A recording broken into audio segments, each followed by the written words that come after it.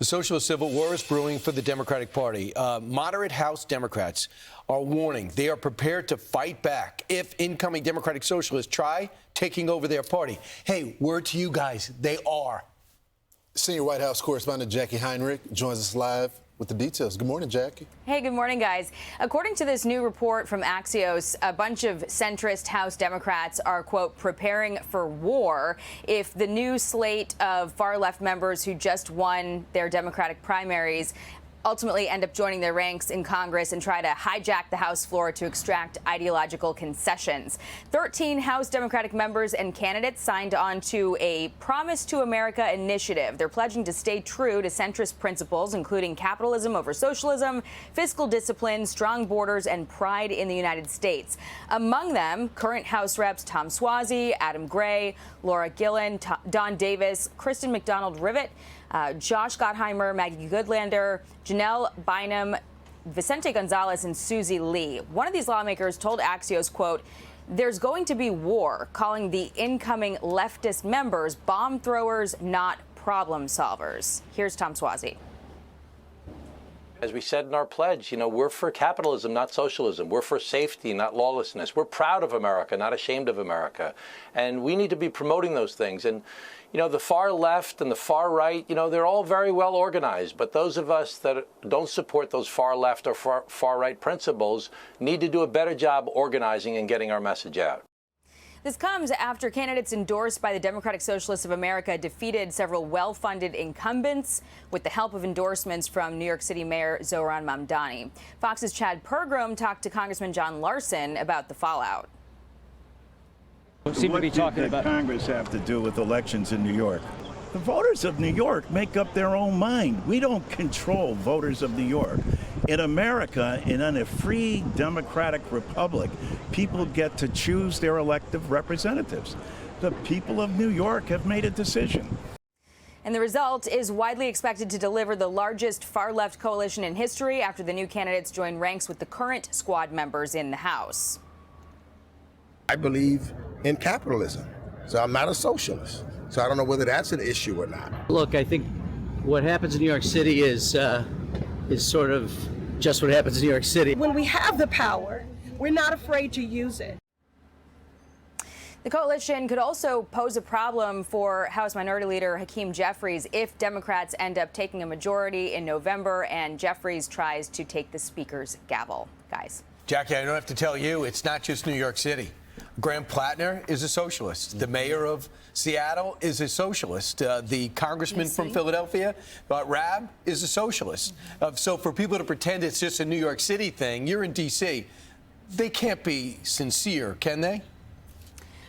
They might not be paying attention because, as you mentioned, it is happening everywhere. And, what better example than the one you referenced in Maine, Graham Plattner, who has a lot of baggage that Democrats were willing to look over, trying to just unseat Susan Collins in the Senate, who is, by any measure, probably one of the largest Republican checks on the president's agenda. But despite her being, she voted to impeach him, the Democrats don't see her as someone who is moderate enough, and they want to go all the way to the left to the point where they will look over the Nazi tattoo, the texting, and any number of other issues to launch him into a position to unseat her. All right, Jackie, thanks so much. Thank you, Jackie. Well, the problem with the Democratic Party is there's no real leadership. No one wants to speak with moral clarity. No one wants to check the socialists, but John Fetterman. But he's not the leadership, and they want to primary him. Michigan Democrat Senator Alyssa Slotkin made a similar point. Here she is. There is, every single day, a debate going on in the Democratic Party. And for me, this is why I'm a big believer in just new leadership, significant change. The old models do not work for people, and that includes in the Democratic Party.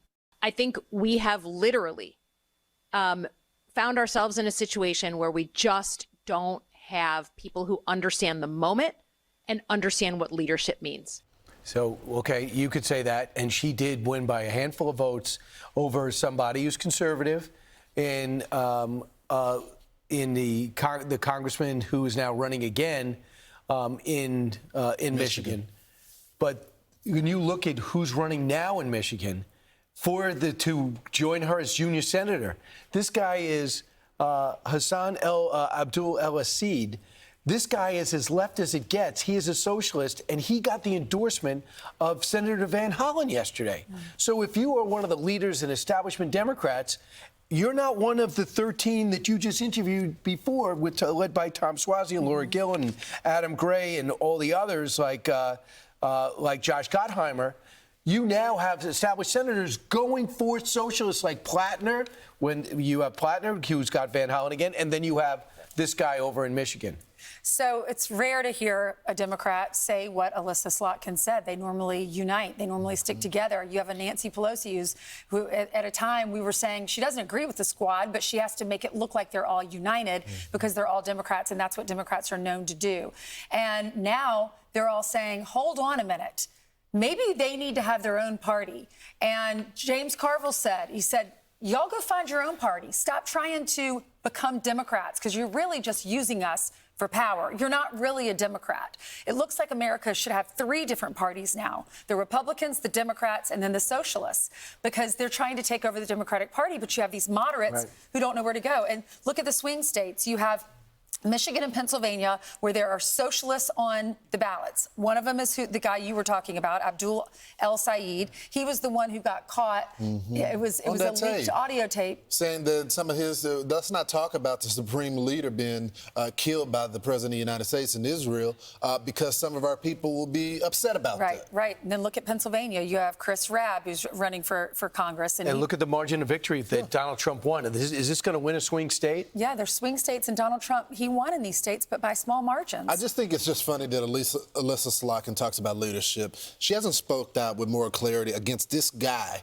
that's running in her state that is the leading candidate. Leadership starts locally. Clean up your own state before you start talking about national politics. Yeah. And by the way, if you're a leader, the thing you're always wrestling with, I want as many people in the House and Senate as possible. So if you go if that's not what I believe, maybe you're breaking up the tent. That's why the Freedom Caucus wasn't necessarily vilified when they were in races by John Boehner and others. Be sure to like and subscribe for all the Fox News latest on YouTube and catch full shows streaming now on Fox One.